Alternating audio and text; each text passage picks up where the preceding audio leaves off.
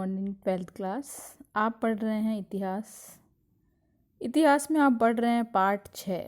इसका जो नाम है टॉपिक का वो है राजनीतिक आंदोलन।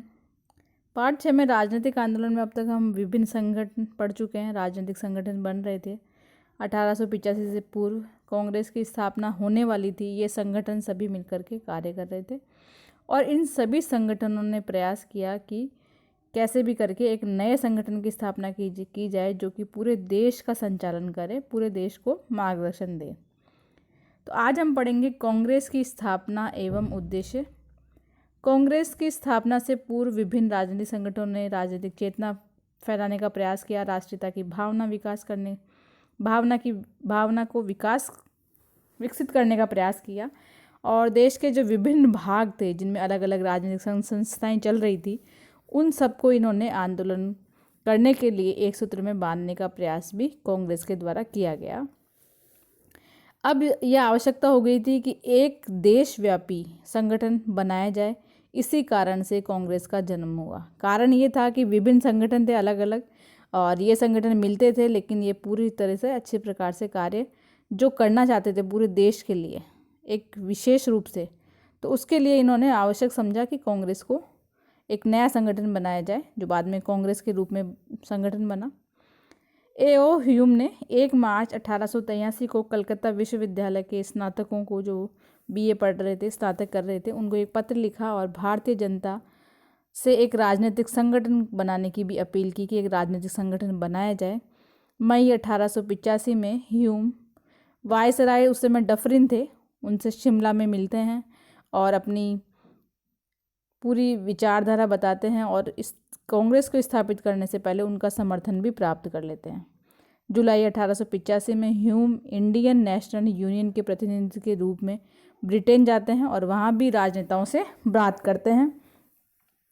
कांग्रेस की स्थापना से पूर्व इसका जो नाम है कांग्रेस का, उसका नाम इंडियन नेशनल यूनियन रखना तय हुआ था, लेकिन बाद में इसका नाम भारतीय राष्ट्रीय कांग्रेस रखा गया।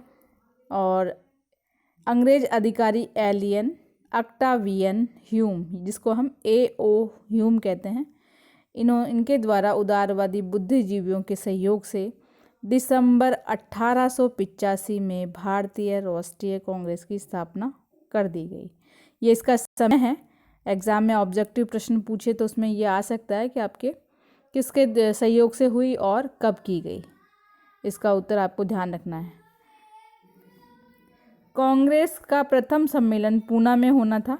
पूना में हैजा फैल गया था, इसलिए ये सम्मेलन बम्बई में हुआ। कांग्रेस का जो प्रथम सम्मेलन था वो 28 दिसंबर 1885 को बम्बई के ग्वालिया टैंक में स्थित गोकुलदास तेजपाल संस्कृत जो विद्यालय था वहाँ पर हुआ और वहाँ पर व्योमेश चंद्र बनर्जी, जिनका नाम WC बनर्जी भी कह सकते हैं हम उनको, यहाँ उमेश चंद्र लिखा हुआ जो गलत है, आप इसे व्योमेश चंद्र बनर्जी करेंगे सही। इनकी अध्यक्षता में ये पहला सम्मेलन हुआ कांग्रेस का। 72 प्रतिनिधि इसमें शामिल हुए और बम्बई, मद्रास, बंगाल, ये 3 प्रेसिडेंसी थी, इनके भी कुछ प्रतिनिधित्व थे। पंजाब और उत्तर पश्चिम प्रदेश, अवध के भी कुछ प्रतिनिधि भी इसमें शामिल होते हैं। इंडियन नेशनल यूनियन के स्थान पर इसका नाम इंडियन नेशनल कांग्रेस रखा जाता है इस समय। और ये जो कांग्रेस शब्द है वो अमेरिका के इतिहास से लिया गया है, जिसका अर्थ है लोगों का समूह है। और इस प्रथम सम्मेलन में दादा भाई नौरोजी, फिरोज शाह मेहता, काशीनाथ तेलंग, दिनेश वाचा ये भी शामिल होते हैं। सभी उदारवादी दृष्टिकोण अपनाते हुए इनके जो प्रारंभिक लक्ष्य होते हैं वो सीमित होते हैं और अपने लक्ष्यों को प्राप्त करने के लिए वैधानिक आंदोलन यानी कि सही कानूनी रूप से जो आंदोलन चले उसके मार्ग को अपनाते हैं। और इसमें विभिन्न प्रकार के शिक्षित और इनका जो मुख्य जो कार्य है वो शिक्षित वर्ग को इकट्ठा करना और उनमें राजनीतिक चेतना उत्पन्न करना था। इनका प्रमुख उद्देश्य इस प्रकार से था। कांग्रेस के जो उद्देश्य थे वो जो WC बनर्जी यानी व्योमेश चंद्र बनर्जी, इन्होंने 4 प्रमुख उद्देश्य बताए पहले अधिवेशन में। पहला उद्देश्य था कि देश हित के लिए कार्य करने वाले विभिन्न भागों में भारतीयों के बीच व्यक्तिगत संपर्क स्थापित किया जाए, मित्रता की जाए, ताकि वो सभी मिलकर के देश के लिए कोई कार्य कर सके। देश प्रेमियों के बीच जाति, धर्म, प्रांतीय विद्वेष को मिटाना, राष्ट्रीय एकता की भावना को विकसित करना, ये इनका दूसरा प्रमुख उद्देश्य था। और तीसरा उद्देश्य था कि महत्वपूर्ण राजनीतिक सामाजिक प्रश्नों प्रश्नों पर भारत के शिक्षित वर्ग का मत प्राप्त करना, कि कोई प्रश्न है राजनीतिक या सामाजिक तो पूरे शिक्षित वर्ग उस पर मत दे, फिर उस पर कार्रवाई की जा सके। और अंतिम लक्ष्य था कि कुछ उन नीतियों और उपायों को निर्धारित करना जो आगे आने वाले वर्ष में सार्वजनिक हित यानी सभी का हित हो उसमें और राजनीतिकों के लिए आवश्यक हो। ये भी इनका प्रमुख उद्देश्य था। ये 4 प्रमुख उद्देश्य थे जो भी आपके प्रश्नों में पूछा जा सकता है। अब कांग्रेस की जो प्रमुख मांगों में जो थी उनमें था कि रॉयल कमीशन की नियुक्ति की जाए, विधायिका सभा या काउंसिल में अधिक से अधिक संख्या में सदस्य चुने और उनका भारतीयों का भी प्रतिनिधित्व हो। उत्तर पश्चिम प्रदेश पंजाब में ऐसी काउंसिल बनाई जाए कुछ जो भारत के लिए कार्य करे, और बजट पर बहस की जाए इन काउंसिल के द्वारा। और सिविल सर्विस की परीक्षा जो ब्रिटेन में आयोजित हो रही थी अब भारत में भी आयोजित हो। सेना के खर्च में कमी की जाए। कांग्रेस के ये सभी प्रमुख कार्य थे जो ये करना चाहते थे। और कांग्रेस द्वारा स्वीकृति प्रस्तावों का समर्थन करने के अनुरोध में विभिन्न राजनीतिक संगठनों से किया गया कि आप जो हम प्रस्ताव ला रहे हैं उनका समर्थन करें। ऐसे कुछ अन्य जो राजनीतिक संगठन थे उनसे भी इन्होंने अनुमोदन लिया। अब इसी प्रकार से ये तो था पहला अधिवेशन, उसके उद्देश्य, उसके कार्य। अब दूसरा अधिवेशन हुआ उसी कांग्रेस के द्वारा 1886 में, 1 साल बाद 28 दिसंबर 1886 को ये कलकत्ता में निश्चित किया गया। A.O. ह्यूम कांग्रेस के महासचिव चुने गए उस समय। और कांग्रेस का जो प्रथम अधिवेशन था उसको समाप्त करते हुए A.O. ह्यूम ने विक्टोरिया जो साम्राज्ञी थी, रानी थी, उसकी प्रशंसा की। और भारतीय में बढ़ते हुए असंतोष को रोकने के लिए इन्होंने कांग्रेस को सुरक्षा वाल कहा।